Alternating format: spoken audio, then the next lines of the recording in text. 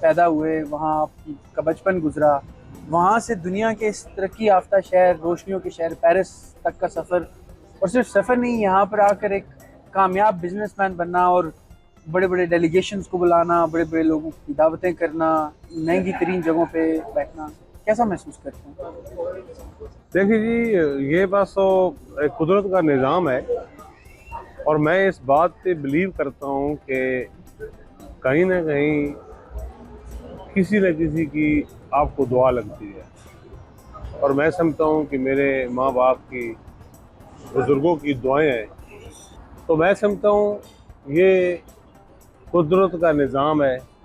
और अल्लाह ताला आपको ज़रूर अपनी आपकी मेहनत का और आपकी नीयत का फल देता है। अच्छा, कहते हैं कि हर कामयाब आदमी के पीछे कोई ना कोई एक ऐसा किरदार होता है जिसने उस आदमी के ऊपर एक वक्त में इत्मीनाद किया होता है, उसको सहारा दिया होता है, उसको सपोर्ट किया होता है। आपकी ज़िंदगी में जब फ्रांस आए तो ऐसा कोई शख्स, ऐसी कोई शख्सियत, ऐसा कोई फ़र्द था? बहुत सारे वाक़े हैं, बहुत सारे लोग हैं। फैमिली थी, मेरे अजीज़ थे। वो जब पाकिस्तान आते थे मैं उनको फैसिलिटेट करता था। ये मैं आपको 83, 84 की बात, 85 की बात कर रहा हूँ। तो उन्होंने मुझे ऑफ़र किया कि भाई आप पेरिस आ जाओ। तो मुझे बस इस तरह ही यानी कि शौक़ लगा और फिर हमने ये प्रोसेस शुरू किया। जब तो पेरिस सबसे में आए, पहले सबसे पहली नौकरी क्या थी, सबसे पहला काम क्या किया और सबसे पहला मुआवजा कितना मिला? जब मैं पेरिस आया जी, तो पहले तो मैं उन्हीं जो हमारे अजीज़ थे उनके घर पे आया, उनके पास रहा। तो वो वेल सेट थे, उनका अपना घर था, सारी चीज़ें थी। और मैं उनको कहता था कि मैं आऊँ यहाँ काम करने के लिए। वो मुझे कहते थे काम करने के लिए पूरी ज़िंदगी पड़ी है, तुम अभी यंग हो, 20-21 साल की तुम्हारी एज है, अब क्यों इतनी जल्दी में हो। मैंने कहा नहीं, मैंने वक्त ज़ाया नहीं करना है, मुझे काम करना है। तो एक दिन वो सो रहे थे तो मैं चुपके से निकल गया। किसी और दोस्त से, किसी जानने वाले से पूछा कि एक जगह थी जिसे पाकिस्तानी चौक कहते थे। तो हम पाकिस्तानी चौक में गए, बहुत सारे लोगों से मुलाकात हुई, हेलो आई हुई, दुआ सलाम हुआ। तो मुझे पहले दिन ही एक काम मिल गया कि मुझे ना इतनी इंग्लिश उस वक्त आती थी, ना फ्रेंच आती थी, लेकिन कुछ टूटी फूटी ज़बान से और कुछ यानी कि अपना आप इशारों से कह सकते हैं। मैंने उस बंदे से बात की। उसने मुझे कहा कि ये 5वीं मंजिल है, 5th फ्लोर से आपने सामान कुछ ऊपर से नीचे लेके आना है और नीचे से ऊपर लेके जाना है। खैर मुख्तसर स्टोरी ये है कि हम वो काम, मैंने कहा अभी कितने लोग चाहिए, वो कहता है 3-4 लोग चाहिए। फिर मैं वापस गया, मैं तो पहला दिन था मेरा वो, तो मैंने और लोगों से बात की तो वो भी तैयार हो गए। फिर हम वहाँ पे गए, उससे हमारी बात जो हुई वो ये हुई कि भाई वो सब फ्रैंक थे, भाई 250 फ्रैंक मैं दूंगा पर आदमी ना, पर बंदा। तो मैंने कहा ठीक है जी। जब हम यानी कि अपना काम हमने शुरू किया, तब हमने 3-4 चक्कर लगाए ना, तो मैंने उससे कहा मेरी बात सुनो। सबसे यानी कि बोलने वाला या समझाने वाला मैं ही था, लीडिंग रोल आपका ही था? मैं ही कर रहा था। अच्छा, मैंने उससे कहा कि भाई ये तो बड़ा मुश्किल काम है, और मैंने कहा कि पैसे बहुत कम है, ये पैसे हमारे ज़्यादा करो। तो कितने करूँ? मैंने कहा 350 करो। उसने कहा ठीक है, 350 ही ठीक है। फिर उसने हमें खाने के पैसे भी दिए। हमने 3-4 दिन काम किया और वो आप ये समझें कि 1000 फ्रैंक हमें मिला। कैलकुलेशन की तो वो 1200 रुपये बनते थे ना पाकिस्तानी। तो 1200 की बड़ी वैल्यू थी पाकिस्तान में उस वक्त। तो मैं बड़ा खुश हुआ कि भाई 3 दिन के मुझे 1200 मिल गए। अच्छा, तो इस आपकी सारी बातों में आपने कहा कि वो फैमिली थी जो आपको लाई, उस फैमिली से अभी भी रब्ता है? उन्होंने बिल्कुल आपकी जी, हाँ, तरक्की वो का तो दौर हमारे देखा? यानी कि मेरी मिसेज के रिलेटिव हैं, वो हमारे रिश्तेदार हैं। खुश होते हैं आपको देख के? हाँ, देख के खुश होते हैं जी, बिल्कुल खुश होते हैं। बल्कि वो जो बुजुर्ग थे, अल्लाह ताला उनको जन्नत फिरदौस में जगह दे, वो बहुत हो चुके हैं।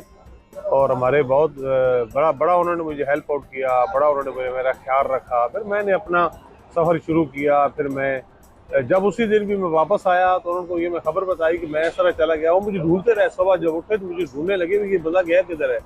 तो मैं शाम को वापस आया, मैंने कहा मैंने तो काम भी ढूंढ लिया है। तो इलाके में जब पता चला कि स्लोली स्लोली आप इतनी तरक्की कर गए, तो रिश्तेदारों को छोड़ के इलाके के लोगों की भी एक्सपेक्टेशंस जो हैं वो बढ़ जाती हैं। एक अमूमी तौर पे ये तासुर भी होता है कि जब बंदा बाहर है तो वैसे ही अमीर है, और आपको तो माशाल्लाह अल्लाह ताला ने करम भी बड़ा किया, तो लोग रब्ता करते हैं इलाके से हेल्प के लिए? देखिए जी, हेल्प के लिए तो बहुत लोग रब्ता करते हैं और जहाँ तक हमारे से हो सकता है हम हर किसी की हेल्प करते हैं। मैं ये सोचता हूँ कि भाई जो मैंने काम किया है, सबसे पहले अपनी फैमिली को सेट करो, ठीक है जी, अपने भाइयों को, अपने भाई को, बच्चों को, फिर करीब के लोगों को, फिर जो सर्कल जो बड़ा होता है, जो हमारी इकोनॉमी सिचुएशन जो है बेहतर होती गई, तो हम सर्कल अपना बड़ा करते गए, कुछ कारोबार बनवा कर सिस्टम बना के दिया। फिर उन लोगों को जिनको मैं ला सकता था उनको फ्रांस लाया या इटली में लाया, या जो उनको हेल्प आउट हो सकती थी वो किया। फिर हमने पाकिस्तान में बिजनेस शुरू किया, इसलिए कि भाई हम अपने अजीज जो है दोस्त हैं, उनको भाई सेट हैं, कर उनको सकें। सेट कर सकूं, उनको काम दे सके। अच्छा, वो नौजवान जिसने फ्रांस में आके पहली नौकरी मजदूरी के तौर पर की और बाकायदा तौर पर बजरी ऊपर लेके गया और टूटा फूटा सामान नीचे लाया, उस नौजवान से इस शख्स तक का सफ़र कि जो एक बड़ा कामयाब बिजनेसमैन है, चाहे वो नवाज शरीफ साहब हों, चाहे वो मोहसिन नकवी साहब हों, पाकिस्तान के बड़े बड़े सियासतदान, बड़े बड़े ब्यूरोक्रेट्स, बड़े बड़े अफसरान, वो पेरिस आते हैं तो उनकी ख्वाहिश होती है कि सरदार ज़हूर के साथ हमारी एक बैठक हो और ये हमारा मेज़बान हो। क्या कोई भी नौजवान यहाँ तक का सफ़र तय कर सकता है?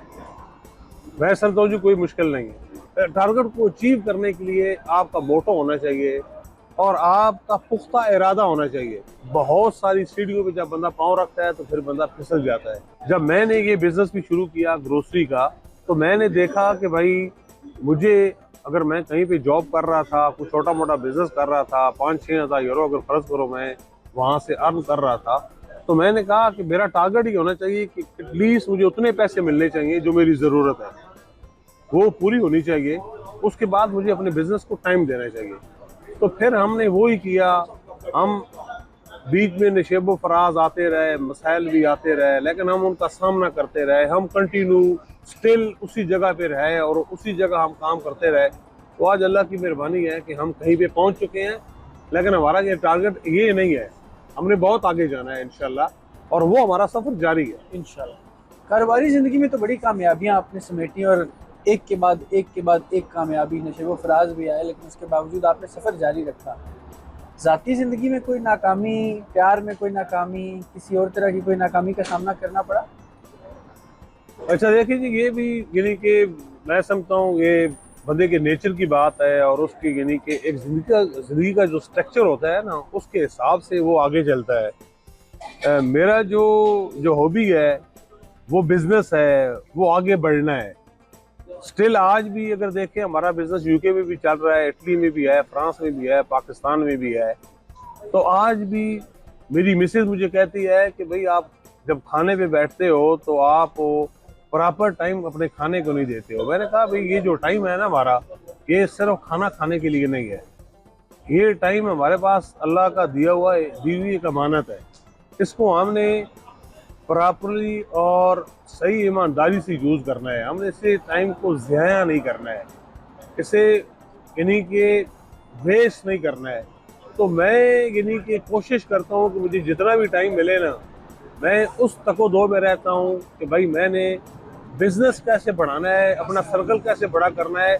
वो इसलिए नहीं कि पैसे कमाने हैं, इसलिए कि मैं ये देखता हूँ कि आज अगर मेरे साथ मेरे सप्लायर से लेके, मेरे ट्रांजिटर से लेके, ट्रांसपोर्टर से लेके और मेरे क्लाइंट से लेके एंड कंज्यूमर तक बहुत सारे लोग मेरे सिस्टम से जुड़े हुए हैं। अगर आप देखें, फ़र्ज़ करो हमारा फ्रांस के जो ट्रांजिटर हैं जो हमारे साथ काम कर रहे हैं, लाखों का काम है उनके साथ हमारा, उनका एक पूरा सर्कल चल रहा है। जो सप्लायर हमारे साथ काम कर रहे हैं उनका एक बहुत बड़ा सर्कल चल रहा है। जितना बड़ा सिस्टम होगा उतने ज़्यादा लोगों को फ़ायदा होगा। मैं ये बिल्कुल नहीं सोचता कि मैं अपने काम को इसलिए बढ़ा रहा हूँ कि मैंने पैसे कमाने हैं, मेरे हिस्से में जो आएगा आएगा, लेकिन मैं चाहता हूँ कि मेरे सिस्टम से और कितने लोगों को फ़ायदा होगा मैं वो देखूँ। ज़ाहिर साहब, आप ना सिर्फ एक अच्छे इंसान हैं बल्कि एक बेहतरीन मेज़बान भी हैं। आपके वक्त का बहुत शुक्रिया। आपके शहर में आके, फ्रांस में आके बहुत मज़ा आया और आपसे बातें करके भी बहुत अच्छा लगा। वक्त की किल्लत की वजह से हमें अपने प्रोग्राम को यहीं पर रैप अप करना होगा। आज की ओवरसीज़ की दुनिया के मेहमान थे सरदार ज़हूर, जिन्होंने अपनी ज़िंदगी का सफ़र और पहला कारोबार 12 साल की उम्र में एक किराने की दुकान से शुरू किया। फ्रांस में पहुँचे तो पहली जॉब मजदूर के तौर पर की और आज एक कामयाब बिजनेसमैन के तौर पर आपके सामने हैं। अगली ओवरसीज़ की दुनिया की एपिसोड के साथ फिर हाजिर होंगे। अब तक के लिए इजाज़त दीजिए। अल्लाह हाफिज़।